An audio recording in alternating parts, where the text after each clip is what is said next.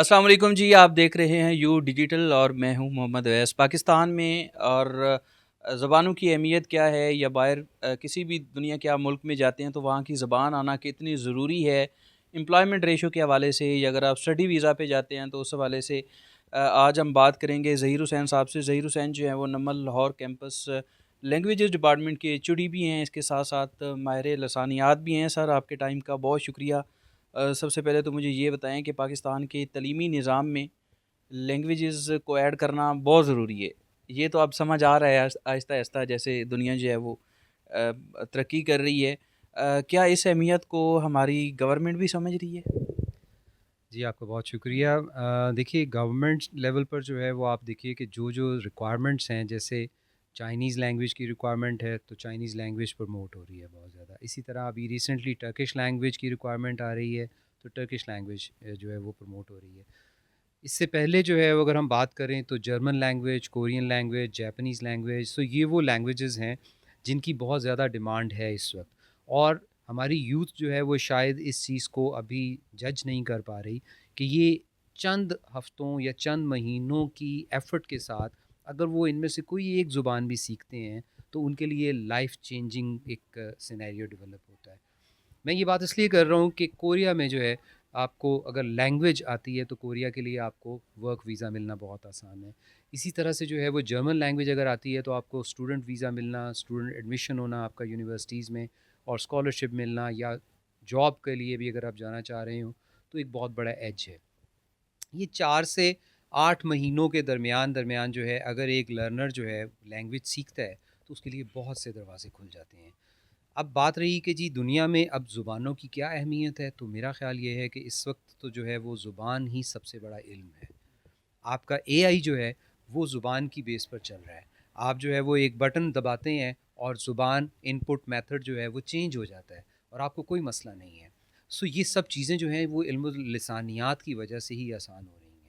अब आप खुद जो है वो देखें कि अगर आपको एक प्रोफ़ेशनल डिग्री के साथ-साथ अगर आपको एक इंटरनेशनल लैंग्वेज आती है, तो आपको दुनिया के बहुत से ममालिक में जो है वो वेलकम किया जाता है। आपको अगर फ्रेंच लैंग्वेज आती है तो अफ्रीकन कंट्रीज़ में और यूरोपियन कंट्रीज़ में आपको बहुत ज़्यादा बेनिफिट होता है। अगर आपको जर्मन लैंग्वेज आती है तो यूरोपियन लैंग्वेजेज़ जो हैं वो इससे बहुत ज़्यादा आपको बेनिफिट होता है। इसी तरह इंग्लिश के बारे में हम सभी जानते हैं कि पूरी दुनिया में जो है वो इंग्लिश लैंग्वेज आने से जो है वो आपकी पर्सनैलिटी में कितना फ़र्क आता है, आपकी प्रोफेशनल ग्रोथ में कितना फ़र्क आता है। सो जापानीज़ जो है वो एक बड़ी इमर्जिंग लैंग्वेज है। जापान में जो है वो इस वक्त बहुत ज़्यादा स्टूडेंट वीज़ाज़ मिल रहे हैं और वर्क परमिट्स मिल रहे हैं, जस्ट ऑन अकाउंट के अगर आपके पास एक प्रोफेशनल डिग्री है, चाहे आपके पास कोई डिप्लोमा इन एसोसिएट इंजीनियरिंग आपने किया हुआ है जो कि 2 साल का डिप्लोमा होता है, उसके साथ आप जापानीज़ लैंग्वेज सीखते हैं या आप जर्मन लैंग्वेज सीखते हैं, तो आपके पास बहुत शानदार मौका है कि आप इन ममालिक में जाकर स्टडी भी कर सकते हैं और काम भी कर सकते हैं। कौन सी ऐसी टॉप 4 लैंग्वेजेस हैं या टॉप 5 अगर हम कहें, कौन सी ऐसी टॉप 5 लैंग्वेजेस हैं जो किसी भी बच्चा अगर कोई बाहर जाना चाह रहा है, स्टडीज़ के हवाले से मैं बात कर रहा हूँ, तो कौन सी ऐसी 5 हैं जो उसे उनमें से कोई एक वो चूज़ कर ले तो ज़्यादा बेहतर रहेगा, स्टडीज़ के बाद एम्प्लॉयमेंट रेशो भी? देखिए इंग्लिश के बारे में तो हम सबको पता है। दूसरी नंबर पर अगर मैं बात करता हूँ स्टडी पॉइंट ऑफ व्यू से तो जर्मन लैंग्वेज का स्कोप बहुत अच्छा है।